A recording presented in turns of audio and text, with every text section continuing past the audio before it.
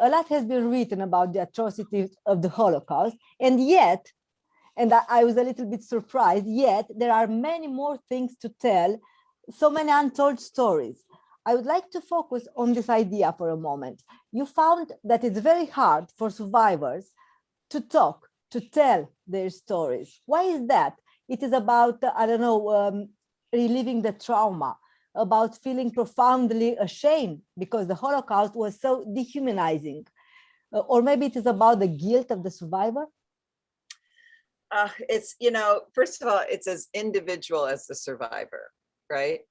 And so guilt could be one aspect of it, but then Rena Kornreich Gellison, who I wrote about in my first book, Rena's Promise, she said, why should I feel guilty? I didn't do anything but survive. The SS, the Nazis, the German people, that they should feel guilty, not me. So she had a real, she wasn't going to feel guilty. She felt very strongly in that. I think what we have to remember, though, and I'm speaking specifically about women, this is a generation, they weren't on Instagram and they didn't tweet, like, oh, I have a headache, right? They suffered in silence, and that was the generation. And also because they came out of a patriarchy, they allowed the men to speak and kept their own silence, right? So, and I've seen it many times. I was interviewing one survivor of the first transport, and we had the cameras on, we were filming her, and her husband came in, and granted they're in their 90s, right? So, but he comes in and he stands there and goes, I was in Auschwitz too. Don't you want to interview me? and I went, and I was very kind, but it was like, well, wait a minute, what about me? And so I think, traditionally a woman might have said, please, step back and let him speak, right? So that's the generation. Right. And then the other part of this is, it is so horrible. And many women did not want to traumatize their readers, their family. One of the reasons women can talk to me is because I'm not related to them. So they can tell me things that they couldn't say to their daughter or their family because they don't want them to suffer. Now, I also know survivors that told their kids everything and totally, screwed them up. So it just really depends on the individual. And then there's also that other, every single aspect you just mentioned, the desire not to remember.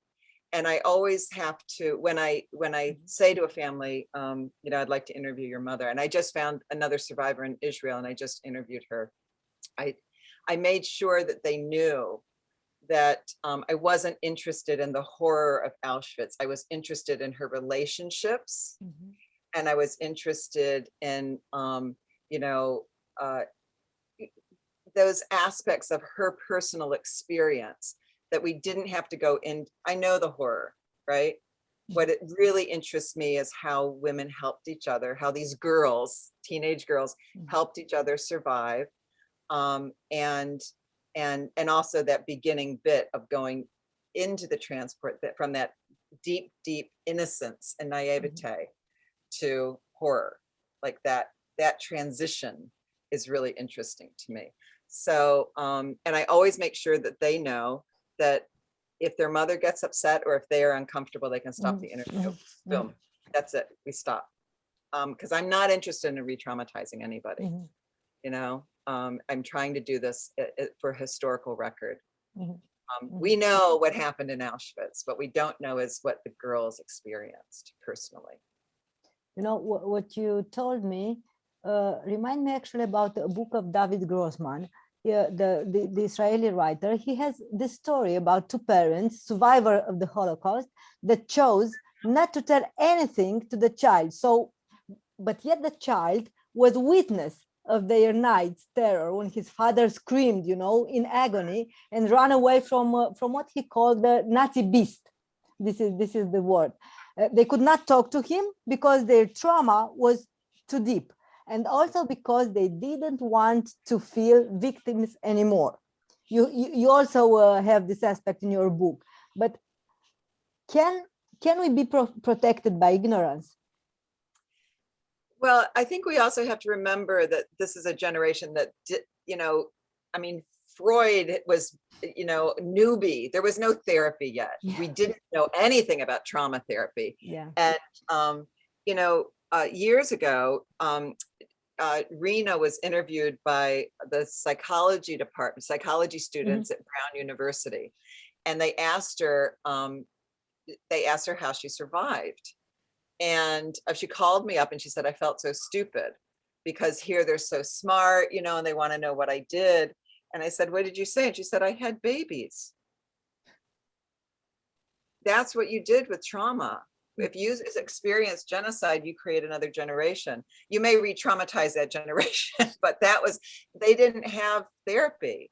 They didn't, there was no talk therapy. And in fact, some husbands thought the best thing they could do for their young wives was take them to Germany so they could get over it, like shock therapy, so nobody really knew how to handle this stuff. And sadly, like these poor parents who didn't want to traumatize their child and then traumatize their child. I just learned of one survivor of the first transport, and she committed suicide in the 60s. And, and I learned after Rena passed away that she was under psychiatric treatment for suicide in the 60s. This was heavy, heavy stuff. And there wasn't the treatment that we have today. And we didn't have the meds. We didn't have, there was no antidepressants and, they gave you Valium, if anything, right? Which is, just really bad. So I think that it's a deep, deep conversation.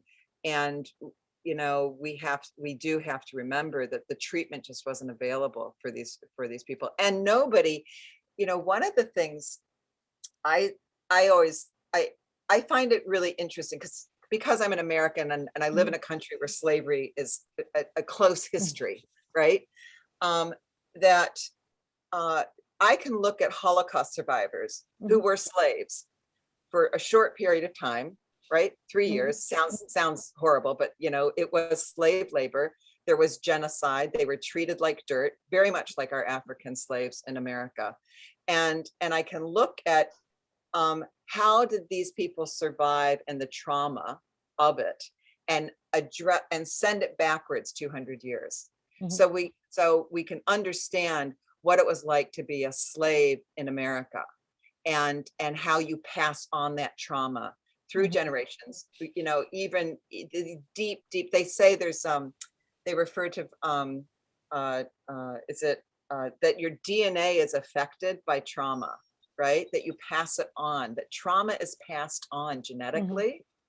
So we're talking generations of, and the same, anti-Semitism, racism, all of these violent acts against cultures and races can be passed down to their children.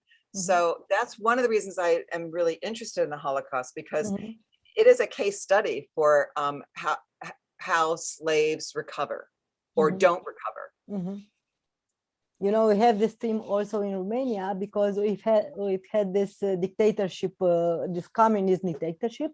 Right. So is this theme, if the trauma of my parents' generation passed to my generation, or maybe the way we react to trauma is the same. Right. Yeah. But how do that's very interesting. Yeah, it's a great and very difficult theme. What if trauma is inherited, or our way to react at trauma is but how did you learn about this story about the 999 girls? Please. So my first book, which is somewhere around here, where is it? it's mostly a memoir, your first book. It's So Rena was on the first transport. And I decided to go on sort of a pilgrimage in her honor. And it was the 70th anniversary of the first transport. I was living in England at the time with my boyfriend, who's now my husband. It's like $14 to fly to Krakow. Ryanair. Yeah. So I thought, I'll go to, actually I went to Vienna and went down to Poprad, which is in, near the High Tatras in eastern part of Slovakia. And we arrived there, and there was like a government delegation, and they were doing a ceremony, and it was a big deal. And in America and the rest of the world is like, nobody knows anything about the first transport, right? Yeah. I mean, when Rena told me about it, I had to go check it out in history. Like I went into my Bible. This is my Bible, the Auschwitz Chronicle. It's well loved. And sure enough, there it was, the date of their arrival in Auschwitz. And I was like, oh my God, like this is amazing. So I got there and I, discovered it was a very big deal. The prime minister was there. The president had been there. Edith Grossman was there. And she was a survivor. And so I reached out to her through the Museum of Jewish Culture at Bratislava. One of the things that happens when you are a blonde American and you show up in a tiny town in the middle of nowhere, the press goes, "What are you doing here?" And so they ended up doing articles about, nobody had heard of my book. It had never been translated in Slovak or Polish. And so suddenly, like I had this network in Slovakia of historians. And because of the Soviet bloc, so much of this history wasn't in the West.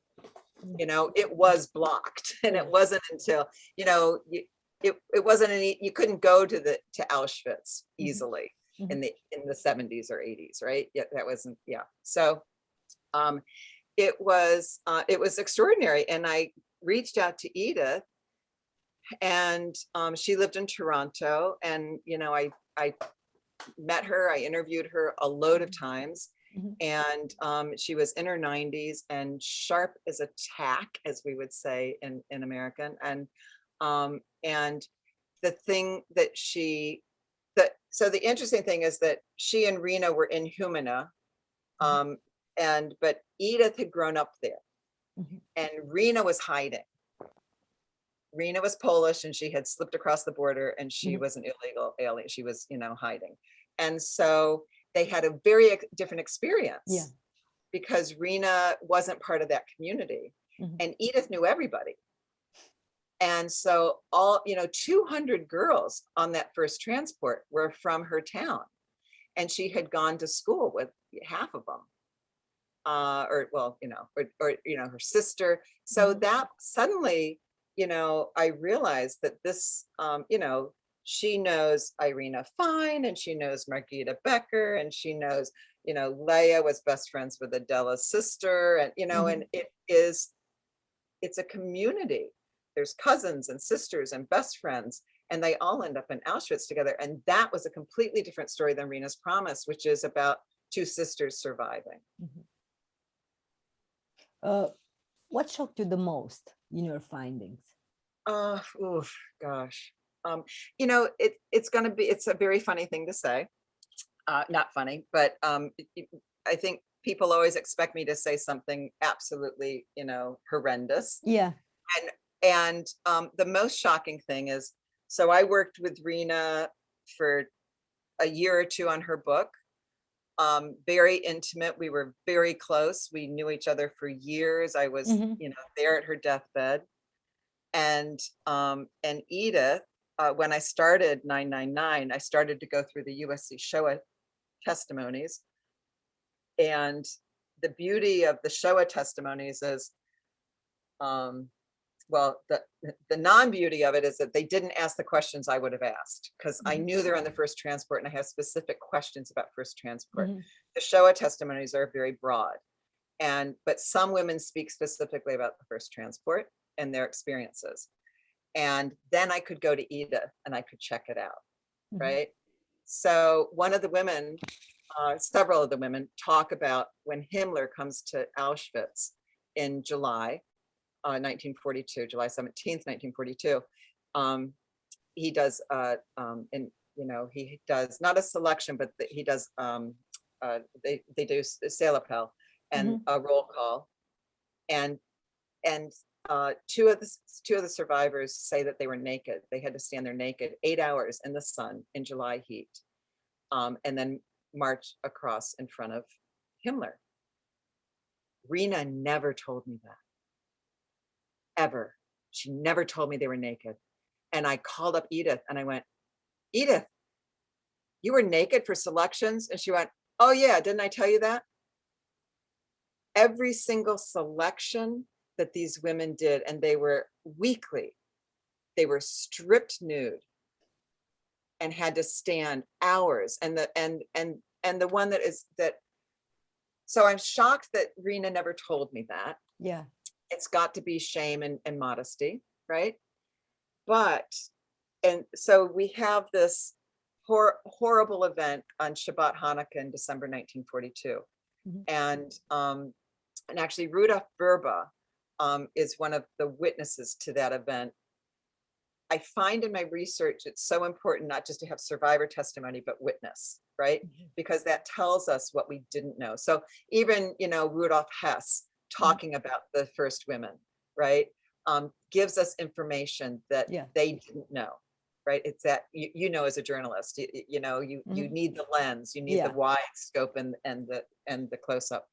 And so Rudolf Verba writes about seeing thousands and thousands of young women standing in the snow in the bitter cold, stark naked all day long.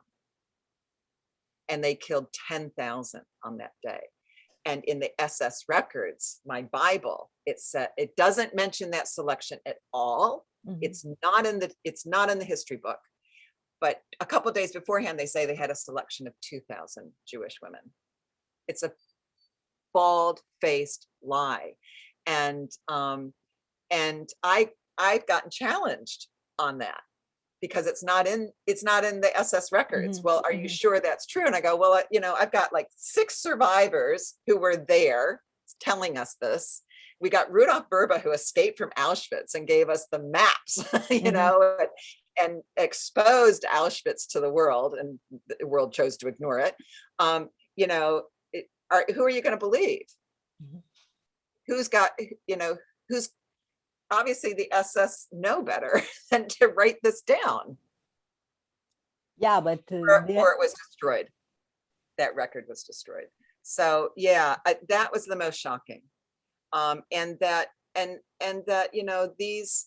that's the thing that is proven to me over and over and over again, the accuracy of testimony.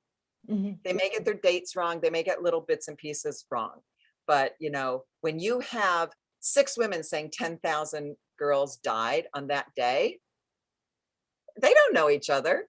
When you have Rudolf Verba, who doesn't know anybody, except he knew Edith in Prague much later, saying there were 10,000 girls, it's true. There is this scene where a German officer, a SS officer, he's in love, let's say it, with one of the Jewish girls from the concentration camp. He saves her sister as a favor, let's say it, but leaves her sister's 2 children to be killed. It's a terrible image there. But my question is, how, if you have an answer, how can good and evil coexist in the same person? You can be in love with a woman, and at the same time you can be a killer, a murderer. It's such a great question. I don't know, but what I can tell you is that Helena Citronova he was, so SS Wunsch and SS Graf were brought up in Vienna. They brought him to court, and witnesses came against them because there were witnesses to Wunsch and Graf murdering boys from the Sonderkommando after they blew up the crematoriums, right? And Helena went and testified on his behalf and said he had saved Rajinka's life. And Linda Reich Brader flew from San Francisco and testified that she had seen them murder the boys, and they got off. So, you know, I don't think it's for us to understand, right?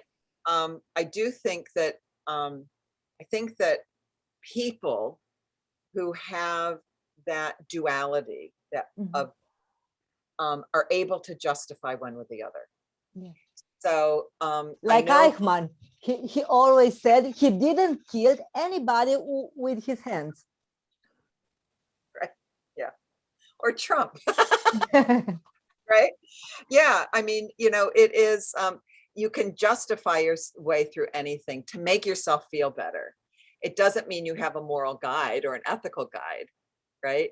And, you know, I mean, and we're seeing it certainly in Ukraine right now, right? Yeah, I mean, Putin is justifying this violence, and, you know, he doesn't care that they've blown up a mall of people. He doesn't care. And it, you know, and you're like, well, how can you be a parent and, you know, and be this way? And I just think that,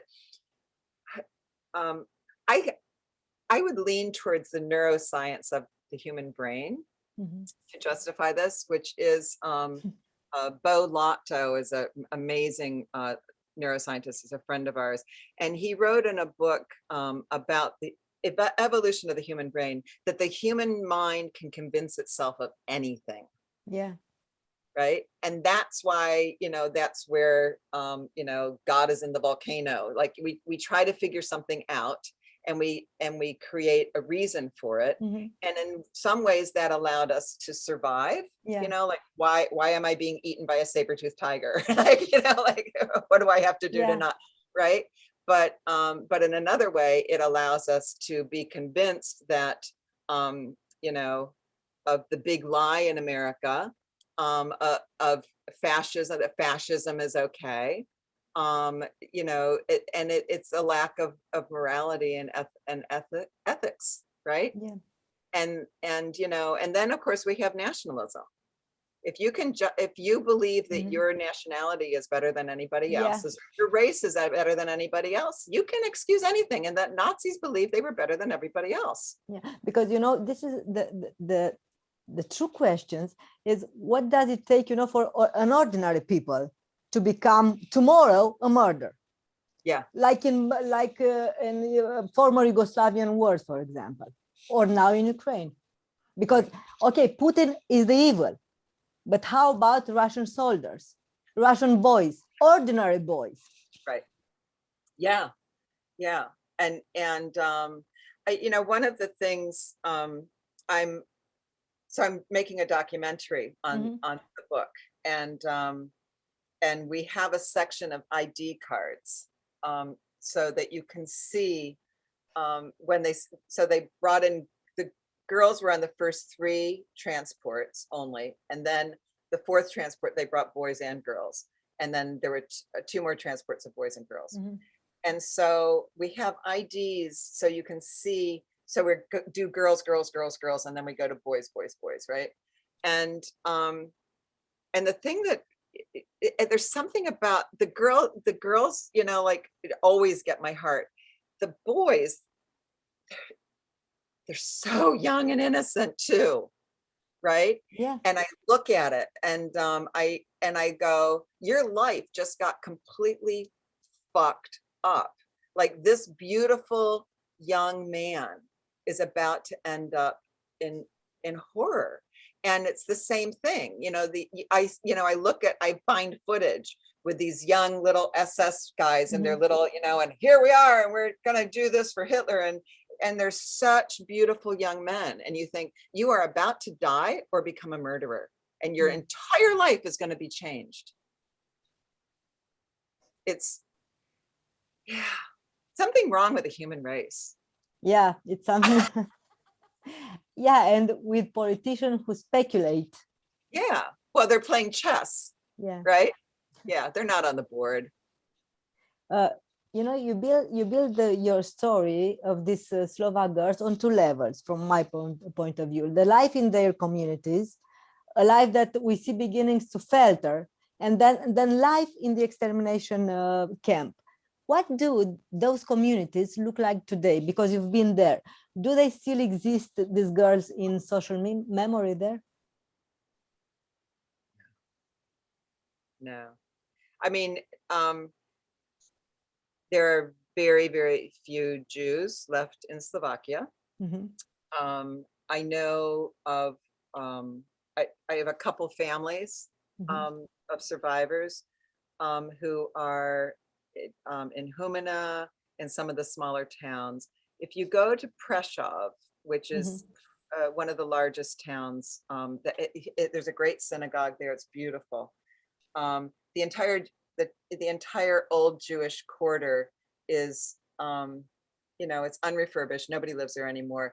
The caretaker of the synagogue's mother was on the first transport. Her name was Clara Lustbader, and he takes care of the great synagogue, and it is not used for services. It's a museum, and which says something about the community. Yeah.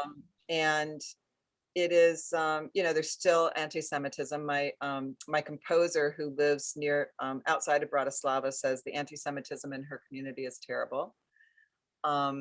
Bratislava has a larger Jewish community, but it's nothing like it was. Most people have left. I do know some people have come back. There's a young man who returned to Jelena from Israel, and I asked him why, and he said, well, I got tired of being bombed and the beer is better. So he returned, but he's also not religious. In contrast, if you go to Krakow, so 10 years ago, when I went to Krakow, all of the synagogues were museums. None of them were working. And I, at that time, I mean, it was winter. It was right after the liberation of Auschwitz. I didn't see one Orthodox person in the streets in the old Jewish quarter. Now, when I go, there's several working synagogues. There are loads and loads of rabbis and Orthodox and Hasidics, and they have refurbished the Jewish quarter. It's not just bars and I mean, it is. There's a lot of bars and restaurants, really good restaurants, but it is. There's also a wonderful Jewish community center there that has open Shabbat meals. They have a Ukrainian refugee outreach, which we went to and visited when we were there in March, and donated things that we had brought from England. We carried them all across Europe, sweaters. And so there is a great deal of revival in embracing the Jewish community. But if you went to Auschwitz, there's no Jewish community in Auschwitz. There's a beautiful little synagogue that survived, very original, very small. It's a museum. Because you wrote about this reaction when few survivors finally return to their village, but they are not always welcomed. You were a few when you left, and now you've returned more. That shocked me. Yeah, and I can't tell you how many times I've heard that. I quote one person. I heard it so many times in testimonies. And Edith, oh my God, Edith said that after she came back, I don't think that maybe I did put it in the book, I can't remember now. She said that somebody came up to her and said, "Where are your horns?" Looked behind her head. Where are your horns?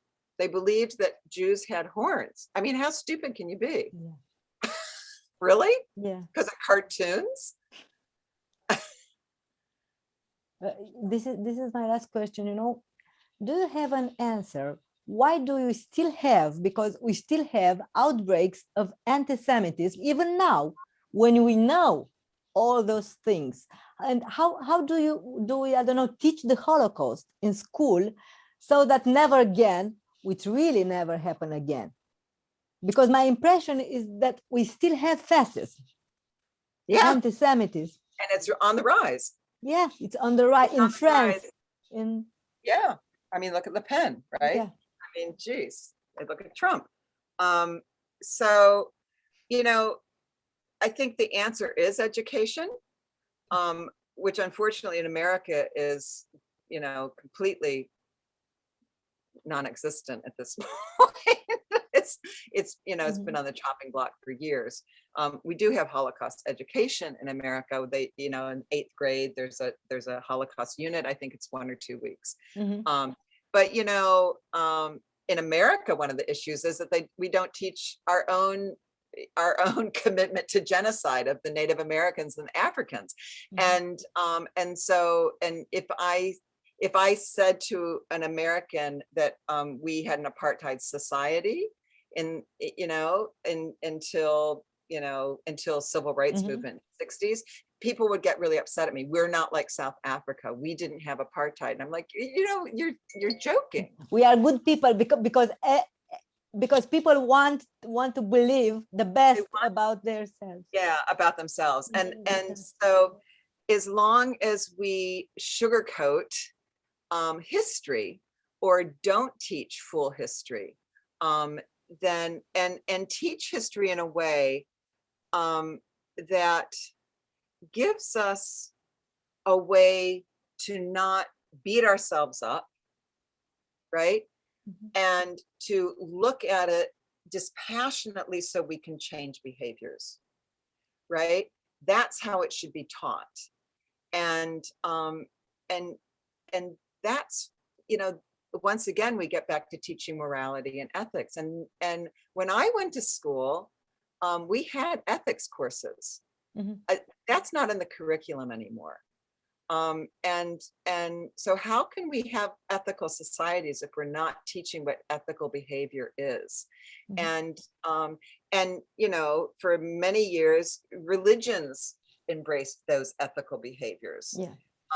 And you could, but a lot of people are not religious anymore. And then of course, you know, religions can create ethical crises as well, certainly. So, you know, I try to look at the positive in, it sounds crazy, but you know, it's one of the reasons why I'm interested in relationships in Auschwitz, because what I want to know is how they survived and how they helped each other. And if I can give that to my readers, if I can give that to young people, then they can use that as a guide.